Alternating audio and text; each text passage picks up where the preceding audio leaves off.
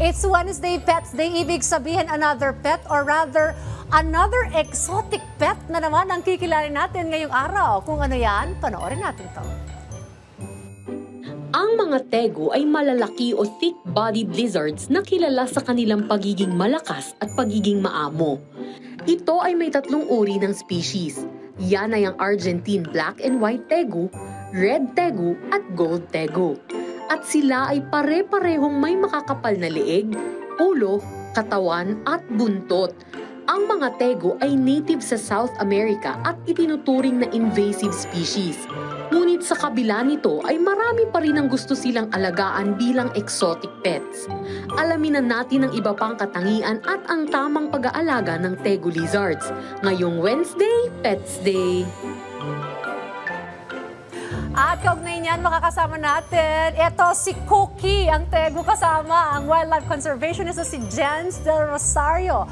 At syempre, ito nga si Cookie kasama natin. Napaka-cute niya. Very behave, Jens? Welcome sa Rise and Shine Pilipinas. Good Hello morning. po, good morning po. I'm curious, bakit ikaw ay nagkaroon ng interest na mag-alaga ng tegu lizard at ng iba pang mga exotic animals? Ang tegu lizards po kasi is para silang dogs na in lizard version. Kasi po pag napaamon nyo po sila and napalaki nyo po ng maayos sa inyo, pwede po silang matulog sa balikat nyo po, sa lump nyo po. Kaya pwede po. So sweet itong mga tegu lizard. Pero kailangan po talaga ng oras para mangyari po yun. Oh, so it will take time. Yes po. Okay. Ito, ilang taon na ba itong si Cookie? Ayan po, siya po is 2 years old. 2 years old. And then mga ilang taon na parang talagang tamed na siya at pwede mo na siya kung parang kino-compare mo sa aso na very sweet and tame. Pagkalabas pa lang po naman po nila ng egg, kailangan magbigay na po tayo ng oras sa kanila. Kasi yung po yung oras na, or yung start para makilala nila tayo from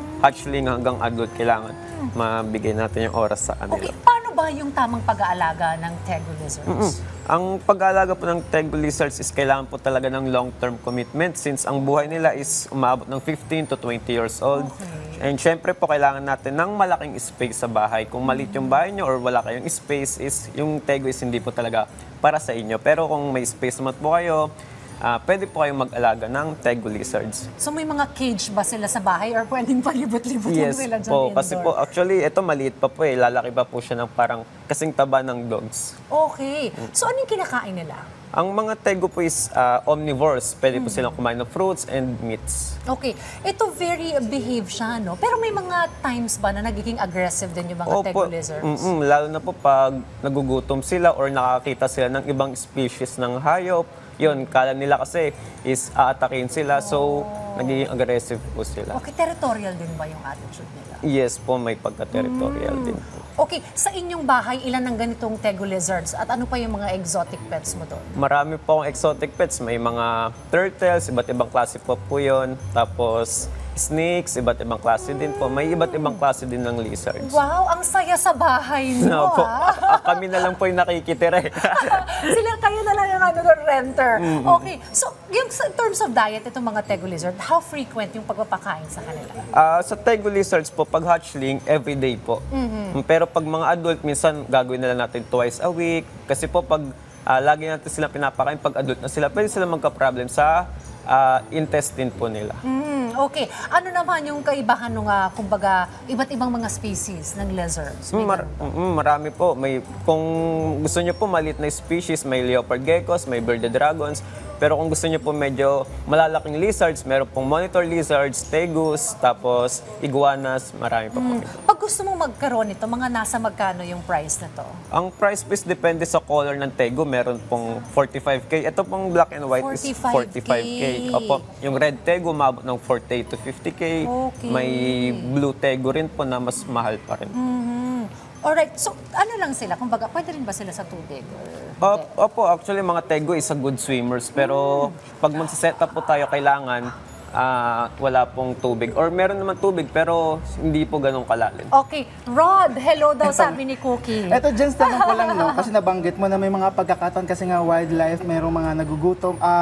Disoriented yung ugali niya, no? Oo, aggressive Pag sila. ikaw gusto mong mag-alaga, kailangan ba may training ka pa? Oo. Kasi syempre kakaiba to. Opo, ang tegu lizards is lumalaki. So kung beginner ka po, mas maganda mag-umpisa po muna tayo sa maliliit na lizards hanggang sa papalaki para unti-unti nating ma-adapt din yung sarili natin sa kanila na paano ma-adapt natin yung sarili nila, kung paano sila alagaan, tapos alam natin yung behavior nila, kung paano natin sila i-control if ever maging aggressive sila. So yung dila niya, kapag ka na-touch na yung hand mo, wala naman, hindi delikado yun. Opo. Curious question, bakit nilalabas yung dealer niya? Kasi po, ang dila is, yan po yung sense of smell nila.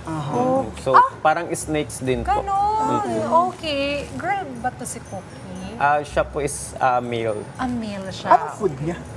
Ano po, merong chicken necks, chicken heads, tapos may mga fruits din po, strawberries, apples, bananas. Oh, ang sweet naman ni Cookie. Okay, Babe ano lang bang po, ugali babe. nito ni Cookie? Ayan po, pag Kamusta siya gutom, sa nangahabol po pet? talaga. Naku pa, busog naman ngayon. Busog naman po alala ko ngayon. Naman. Dayok-dok. Gutom na gutom. Okay, ano yung advice mo sa mga gustong magkaroon ng ganitong pet? At saka tell us about the community that you have na meron ng mga marami nag-aalaga ng mga ganitong Tegu lizard. Yung mga Tegu lizards po, kung gusto niyo po mag-alaga, syempre, do your own research po sa behavior, sa diet, sa enclosure na kailangan nila. Syempre, and yung long-term commitment, kailangan din po natin. Kung hindi niyo po kaya ng pangmatagalang pag-aalaga, is wag na po kayo mag-Tegu. Pero kung gusto niyo po i-challenge yung sarili niyo, pwede naman po kayo mag-alaga ng Tegu since pag napaamo niyo naman is, yun, matutulog lang sila sa dibdib niyo po, sa lap niyo po, kaya maganda po. Tapos doon naman po sa mga, meron po kaming community, ang tinatawag po is Pet Talk Philippines. Pet Talk Philippines. Kami po yung mga TikTok pet content creators na nagbibigay ng mga pet tips kung paano mag-alaga ng exotic pets or kahit mga domestic pets like dogs, cats. Tapos po, yun, unti-unti na rin po lumalawak yung community namin, especially sa Tegus or exotic pets. So nakakatuwa lang naman. Nung nakikita ko ngayon, up close yung personal, very beautiful tong hayop na to. Opo, lalo na po pag You malaki. said, sir, nasa TikTok ka, gaano ka-importante na maipalaganap natin yung information about sa lizard when it comes to conservation, pag-aalaga? Kasi po, sa panahon po kasi ngayon, tulad ng snakes, ang daming natatakot. So gusto po namin na malaman din ng ibang tao na kailangan natin mag-alaga or protektahan din yung snake kasi sobrang importante nila sa ating paligid or environment since sila nga ay pest controls, kinakain nila yung mga daga na pwedeng sumira sa palayan natin. So ganun din yung po yung Tegu, kumakain din naman ng mga rodents and kinokontrol din nila yung mga nabubulok na prutas and mga daga na sumisira sa ating palayan. Ayun. Pwede ba siyang matulog sa ganito ko sa shoulder ko? Ay, ang sweet niyo. Pwede po kasubukan mo sa gatan. Okay, mensahe mo na lang dun sa mga RSP natin na nagbabalak at nainganyo ngayong araw Ayun po. nito. Tulad nga po ng sinabi ko kanina, syempre, do your own research po kasi ang Tegu po is may times na naging aggressive sila, lalo na pag ganito pa lang po kalaki. And syempre, kung balak nyo rin po mag-alaga, kailangan may kilala po tayong exotic vet para if ever na magkasakit sila at hindi natin alam yung gagawin, is may tatakbuhan po tayo. Ayan. O next time naman, dalhin mo naman yung iba pang mga exotic pets mo. sure po. doon. Ang saya sa bahay nila. Hanggang Ang gaano daming kalaki mga to? exotic Ito pets. po umaabot ng 4 feet. Opo. Tapos yung taba niya po parang ganyan. Ayan na, naglililikot na siya.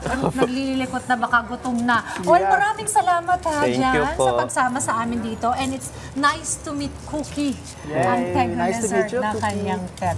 Thank you, Jan. Thank At you syempre, po. sabi nga, yung may mga paalala siya na if you want to, kumbaga, have a pet like this, kailangan Be informed. pag-aralan mo. Be informed. Pag-aralan Yes mo. po. Do your own research. Thanks, Jan.